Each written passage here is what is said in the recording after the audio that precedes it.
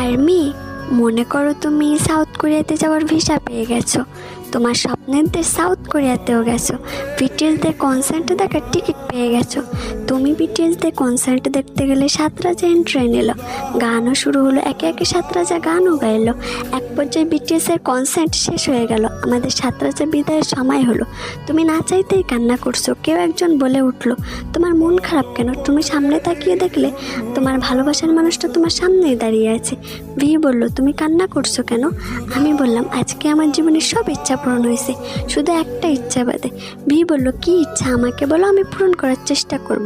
আমি বললাম, আপনি পারবেন না। ভি বলল, বলে তো দেখো।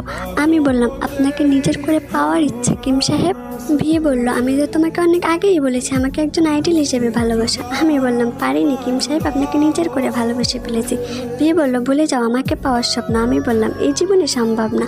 ভি বলল, তুমি পরে কষ্ট পাবে, কারণ আমি তোমাকে শুধুমাত্র একজন আর্মি হিসেবে ভালোবাসি।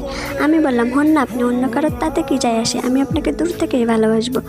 ভি কান্নার চোখে তাকিয়ে আছে। তুমি ওখান থেকে চলে আসলে। আচ্ছা আমি মনে করো এখানে তুমি আছো, এখন তোমার মনের পরিস্থিতিটা কেমন হবে?